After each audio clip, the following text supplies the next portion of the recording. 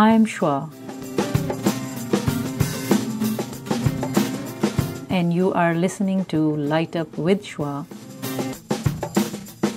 a weekly podcast to open our hearts and minds on a journey with me.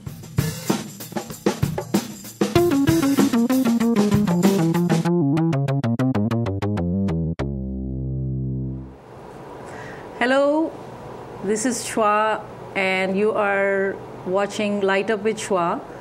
My guest today is, you can't see him yet, but I really respect him for what he is, what he has done, and I think you will enjoy our conversation. And please subscribe, review, rate, and share this interview with him. So here is Mahmud Jafri from DOVER RUGS. And Mehmud, please tell me who you are, your full name, and what do you do?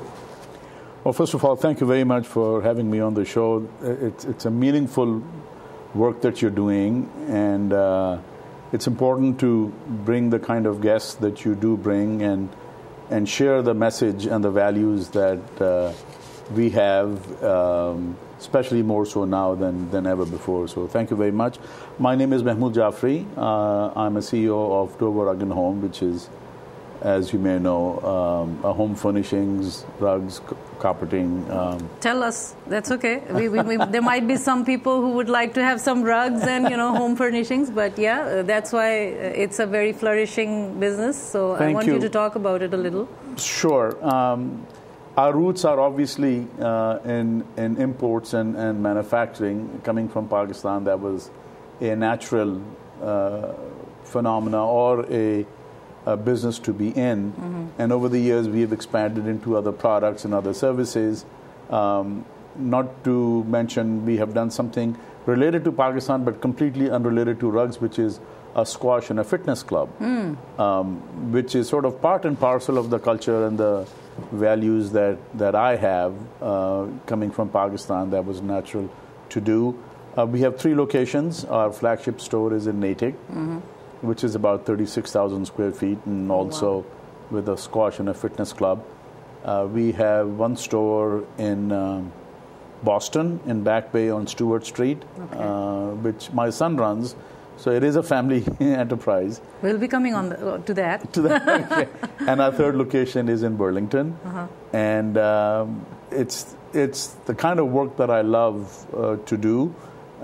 It encompasses my heritage, my culture, and brings in my business acumen. And I think it's the best of both worlds. I'm connected to my background, and I'm earning a living. Connected to your present home. Correct. Yes. My adopted home, and this is my home now. Yes, yes. So are the squash and fitness facilities in other 2 locations as well? No, it's only in Natick. Okay. Squash and fitness facilities require certain space and a design, and so it's very difficult to incorporate that into a retail environment unless you design the buildings exactly, which we did in Natick when we acquired. It used to be a bowling alley. Oh, okay. It has been an icon in the community for a very long time. It was called Fairway Bowling, and it was a birthplace of candlepin bowling, where Channel 5 used to broadcast live from there. So there's a little bit of sports history to that location, so we maintain that squash. So tell me about how did you get into this business, and what can you advise to the upcoming entrepreneurs from an entrepreneurial point of view, from an individual point of view? Like, would you recommend the young people or somebody looking to come into this business to opt for it or maybe look into it? I think it's a great business for young people to come into. Okay. It's a kind of a business that most young people are either not aware of it, or because they don't know enough about it, they kind of go to other natural, normal options like high tech and other kinds of businesses. But frankly, once they learn about the business, they realize that it has some very important factors that make you successful in any business. Number one, it's not a very competitive environment. There are only a handful of people who are doing this kind of work. In Boston area, you mean, or in U.S. in general. Okay. It's an artistic kind of work. So if you have passion for it, if you have love for it, you are able to engage your creative energies, and that will help you stand apart from the competition. So, and you're also not competing with big boxes and the big businesses.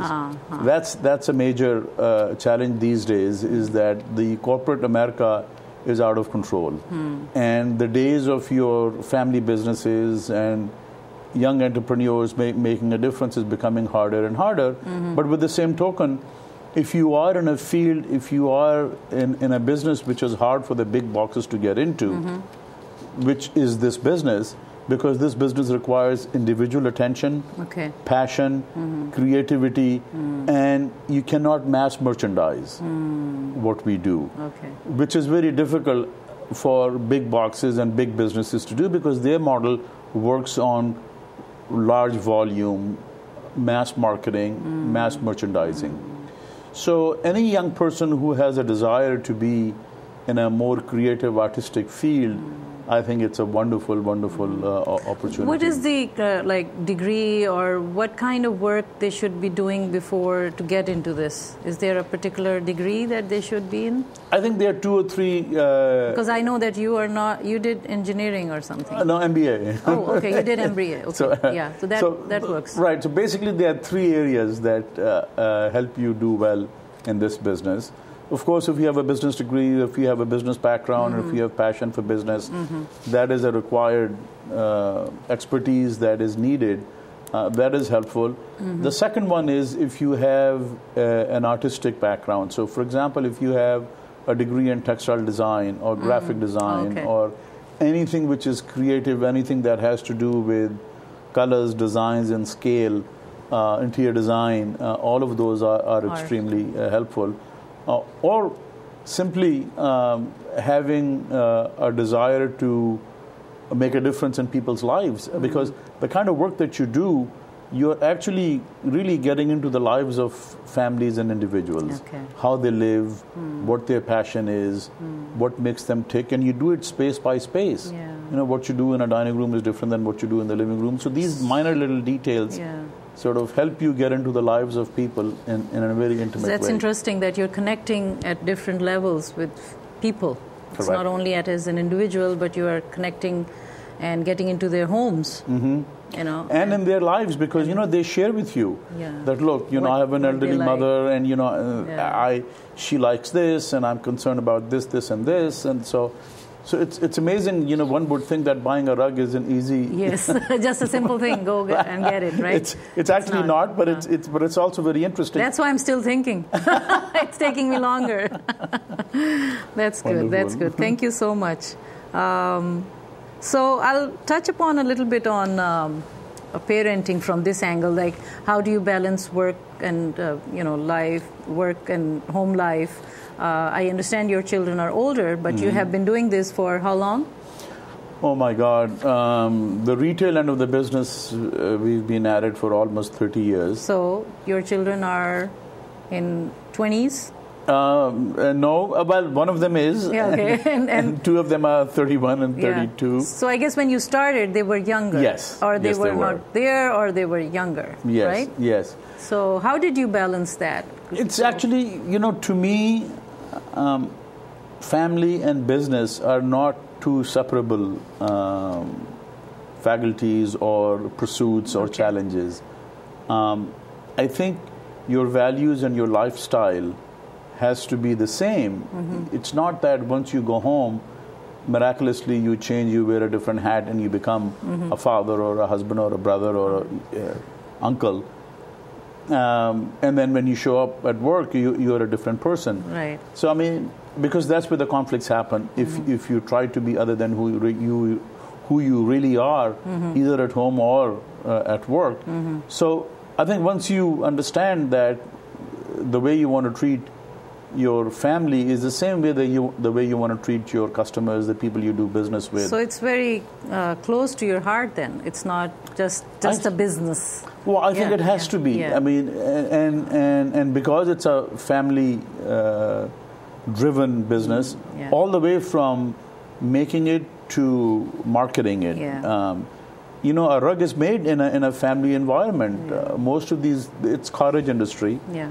Most of the looms are set up in private homes. Okay. It gives the opportunity for family to be together, and it's a social experience also. You're drinking tea, you're chit-chatting, you're weaving a rug, you do it on your time, you know, and at your availability, and the family stays together also. And that's why families take pride in what they have created. And that's why you see some rugs which are signed by the weavers because they are so proud of their work. And passionate about that Exactly. individual piece, That's artistic right. piece. Like. And those designs and colors stay in the family forever, and they guard it and they protect it because that's their proprietary work. And so that's from the manufacturing side. But once it comes into the marketing side, same thing happens, is that once again you're dealing with homes, you're dealing with families, you're dealing with lifestyles. So you were aware of the business and you were able to take care of your family and be there for your children, keeping in mind that if I'm just out there, I'm taking care of other families, I shouldn't be neglecting my own children. You have 3 children, right? Yes. 3 young, grown-up. Well, they're not that young anymore. Well, they are younger than us. Yes. Okay, so let me come to this now. Okay.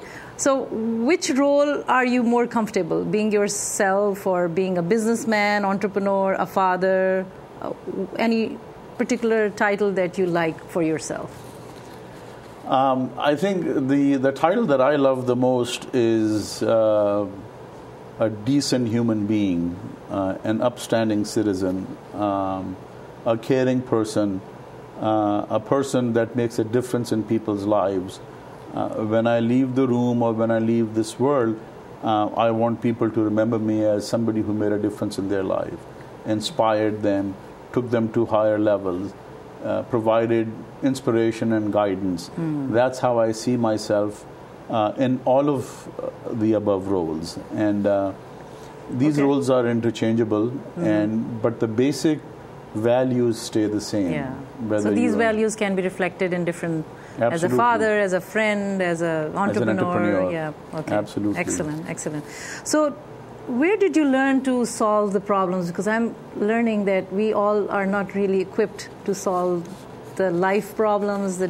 I'm sure you have issues when you're dealing with businesses and all. So just a short, brief answer about, is there a trick to it? Did you learn or did you figure it out?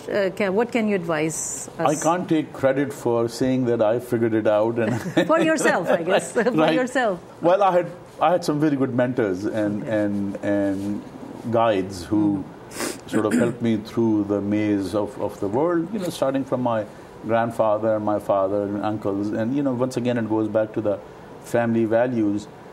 These were men and my aunts, and, these were men and women who had very high expectations of who we should be, and their value system was very grounded, and grounded in the sense of integrity and honesty and sense of right and wrong, and always doing the right thing as the number one criteria, and money. So you think that you learned being in their environment? That's how you learned?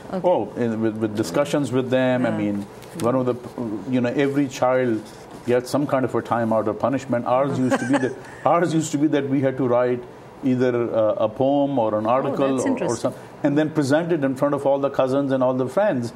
And so it forced you to think and document and instead of write. punishing you, and that's a good way to punish. Exactly. I mean, if that's the punishment. And well, the punishment actually came from the people who you were presenting this to, because they were very harsh critics. Oh, okay. What did you write, right? Exactly. Is it presented well? And the feedback and the critique was instant also. Okay. Okay. Do you think you're a good problem solver? I think so. Problem solving in some ways is a mechanical process. I mean, I think once you have a little bit of intellect and some practical experience, and the more decisions you make, the better you become at it. And that's why they're called decision makers. So you should have more chance. So if somebody does mistake, let's say being a parent, so you see your children going through mistakes, should they never do mistakes, or should they go through it in order to become a problem solver? I look at children's mistakes as a rite of passage. That's something that they are entitled to. And then there's something called power of failure, where a child learns from a failure. I mean, there's only so much protection you can provide to a child, but then you're raising a child in a bubble. But that's not how the real world lives. No, definitely not. Also, sometimes the parents need correction. Sometimes it's the parents who need the change. I mean, a perfect example is our immigrant generation. Yes. The first landed immigrants. And you are one of them. I'm one of them. Yes. We are the ones who have to make the change. As far as the children are concerned, they are very happy, normal, natural in their environment. This is where they're born. This is where their value system is going to be. This is where their frame of reference is going to be. And for us to think that we're going to take them back to the old country, that's going to be very difficult, and it's not fair. The old saying that I would much rather deal with and celebrate and accept the land that I'm living on, where my children and grandchildren will be playing, as opposed to the land where my grandparents are buried. That's a good saying. Makes sense. So we need to look to future. That's a good. We need to look at we need to look at what their challenges are, and that's how you solve their problems. Yeah. Okay, well, that was good. Thank you. Some different leg of questions, and then I'll come to the last. What, being an entrepreneur and being a parent of grown-up children, grown-up adults, I said, what are the things that money can buy? What have you learned? That it's a simple question, but I would want you to say it so that sometimes we'll need reminders. In my own self and in my family situation, and frankly, money has not been able to buy me a whole lot of things. And maybe because the things that I'm looking for are either priceless or money just simply cannot buy. Okay. I look at it the other way. There are only a handful of things that money can buy me. Okay. And that's exactly how I treat money. Is that, okay, I have to buy gas, I have to pay my rent, I have to pay my food. And you can pretty much count on one hand the number of things you need the money for. Rest of it, money cannot buy. And I think... And what is the rest of it? That's my God. I want you to say that. Okay. I want to... Well, the list is very long. For example... Few, 2, 3. Okay. I want to be able to have the vision and the patience and the ability to understand people and make a difference in their lives. I do it. I think I've been good at it, but I think I can certainly improve. Money cannot buy you that. Okay.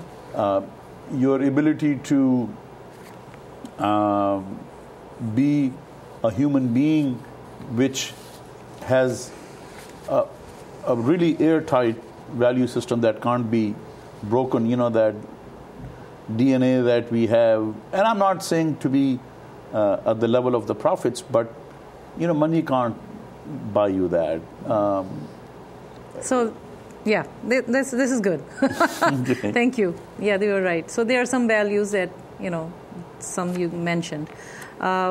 So some people do say that you can buy anything with money, the values and everything, because if you want to twist something, you pay for it and, get your way.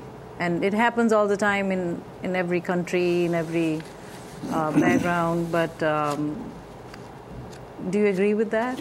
I think that's a short-term solution. I think that's what marketing is, that's what Madison Avenue is, that you hire Madison Avenue and ad agencies, throw some money at it, and change the values. And I mean, unfortunately, that's what happened in our elections also, is that we were able to use technology and money to be able to change the opinions and the thinking of the people, and look where we are. Yeah. So, I mean, I think those are all short-term. Yes, you can use money in a transactional situations, but when it comes to higher goals in life, I don't think it has ever worked. Okay, thank you. Let's come to you a little more. Like, what do you like about yourself? Oh, humility is a challenge. Humility. And what would you like to change about yourself, if there is anything? There are plenty of things that I would like to change. So that shows humility is there. That is ready to change. Well, change is also a prescription for survival. Yes. And I think that probably is one of the things that I would want out of life, is the ability and the vision and the patience to change and change for the better. And once again, be a good role model. Have you changed anything recently? Can you share with our audience anything that you thought that you're not too old, but you're not too young, so wherever you are you still able to change something? Well, I'm about to embark on a major change that I'm embracing and celebrating. I mean, from being a very independent person, I'm going to be a grandfather. Ooh, congratulations. Thank you. And I'm really looking forward to that. Nice. And once again, I have role models. I've seen my older brothers go through that process, and they are enjoying it. So I'm really looking forward to that, and that's going to be the next big change in my life. Wow, that is a big change. That is a big change. So let's see. Maybe we should have the grandchild and him interview them and see how do they do, right? Okay. Do you think you have understood yourself, known yourself all these years? Have you reached a point that you think that you know yourself? Interesting you asked that question. Most people are afraid of aging and getting old. I have actually become more comfortable as I have gotten older. And why so? Well, because I think there was this wonderful transformation. I don't know at what point it happened, but you sort of have this realization, is that, something, I'm not on this planet to impress anyone. I have to live my life. I have to be comfortable with myself. And I need to free myself of all the demons that humans come to this world with or develop over a period of time. So I would say that is where I see the challenge. That's good. So you don't know when that happened. Is it recent? Do you think everybody has their own timeline to come to this? I think so. I think some people are fortunate to get to that line earlier, and some people get to it late, and unfortunately some people never get to it. That's true too. And the sooner that you get to it, it's better. The better you will be. You and everyone around you. Yep. All right. Thank you. So that means, comes to in the same line of questions, that you do accept yourself the way you are. Are you harsh on yourself, or are you, getting easier with yourself? I think I am. I'm very competitive with myself. Okay. And I see competitiveness with yourself as another form of excellence. In order to reach excellence, you need to compete with yourself, not necessarily with your neighbor or your co-workers or your competitors. But I think if you are competitive with yourself, which goes back to all the way from the Sufism, where if you have the ability to free yourself of the demons and the egos and the negative competitiveness, you're going to rise above the norm. Buddha and Nirvana and all of these schools teach you the same thing, And I believe in that, that being competitive with yourself is good, but the same competitiveness with other human beings can be a challenge. In that line, I would ask, would you suggest any way, how do you maintain good relationships? Any tips for us? Good relationships with people, the world, world. Any example that you think is conspicuous in your life that you have a better relationship with, and you can give us a secret about it. Why is it so? I think, it's a delicate balance. When you are in a relationship or when you have friends and family around you, on one hand, you want to be a positive influence in their life and be inspiration and a good mentor and a guide. And on the other hand, you also want to give them that space where they subscribe to it, they own it, and that's... So that can be applied to any relationship? I would say, yeah, absolutely, because what happens is that if you play by those rules, it turns into a give and take. And then I will give you positive energy, and in return, you will give me positive energy. But you will only give me back positive energy if I gave you the space where you came to that conclusion on your own, as opposed to being forced into it, and vice versa. So, human relations are a delicate transactions, and they have to be dealt with in that same manner. Okay. Well, in the interest of time, I will have to come to the last leg of questions, and I would like to ask you, what is the value of gratitude in your life? Oh, that is a huge part of my life. Frankly, that's the first thing I do is when I get up in the morning is to say thanks to God, and I look at things. I'm walking, I'm driving, I see situations, and I see, my God, what a wonderful world we are living in, and this is not... So you know how to appreciate little things? Oh, absolutely, absolutely. Still you do that? Wow. Oh, my God.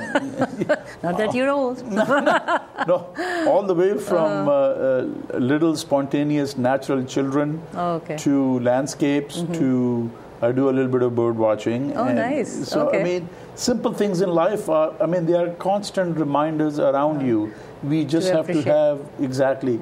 Some of us have our eyes in our stomach, and we only can see within the confines of our stomach. But if your eyes are attached to your brain, then you're going to see things that you wouldn't otherwise, and you will appreciate and enjoy life a lot more. So I want you to put the answer in this last question of give a message of hope and tell me what lights you up. My message of hope is, I'm going to quote Rumi, that in this world of wrongdoing and the right doing, there's another field in the middle. Let's meet there. Wonderful. Thank you. And what lights you up? That's my main question, last question. The inspiration that I receive from the great masters of our times like Rumi and... Jalaluddin Rumi, yes. Jalaluddin Rumi, nice, he's very well known, yes. Yes. I read a lot, mostly Persian and Urdu literature. Okay. And I see that you have a book on Iqbal. and these are some of the people who inspire me, and I look to them for guidance and answer. And of course, my religion is very important to me, Islam. We'll talk about it next time, about Islam and Rumi and all. So thank you so much. Thank you very much for coming and for all your time. My pleasure. My pleasure. Thank you for staying with me through this exciting episode. Please don't forget to subscribe and stay tuned for the next episode of Light Up with Shua.